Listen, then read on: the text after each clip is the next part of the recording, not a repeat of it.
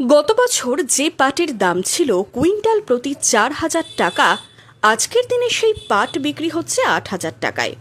অবিশ্বাস্য দাম পেয়ে খুশির হাওয়া মুর্শিদাবাদের পাট চাষিদের মনে। বিগত কয়েক বছরের সমস্ত আক্ষেপ ভুলে এখন চাষিদের মুখে ফুটেছে হাসি। এখন 8,000 এর আগে 7,000 বেশি। এই পাটটা গত বছর কি দাম? গত বছর 4,000, এবার তো দামটা বেশি। এবার দামে 7,000 পেয়েছি, উঠে চলে দেখনি, এখন 8,000।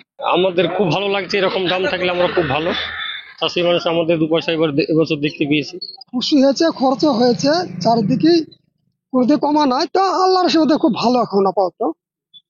কতটুকু ছিল আপনার? ওই 3 বিঘার পর। চলতি মাসেই পাটের সর্বোচ্চ দাম ছিল 8,500 টাকা। খোলা বাজারে বটমে জাতীয় পাটের দাম কুইন্টাল প্রতি 8,000 টাকা। কয়েকশো টাকা হেরফের হলেও বাজার দর চড়া। পাটের দাম এবছর এত বাড়ল কেন? কারণ কি? 8,500 টাকা কুইন্টাল। এবার কতদিন আগে? মোটামুটি 3-4 আগে। এখনো পর্যন্ত 8,000 টাকা। এখন আজকের বাজার 8,000 টাকা।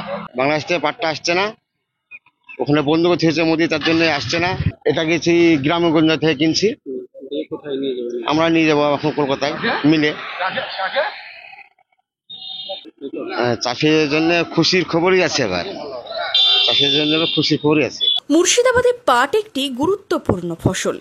যেখানে প্রতি বছর লক্ষাধিক হেক্টর জমিতে পাট চাষ হয়, তবে জলের অভাব ও দাম না পাওয়ার কারণে চাষাবাদে অনেক সময় চাষিরা ক্ষতিগ্রস্ত হন। 2023-24 সালে প্রায় 1,06,370 হেক্টর জমিতে এবং 2024-25 সালে প্রায় 90,400 হেক্টর জমিতে পাট চাষ হয়েছে।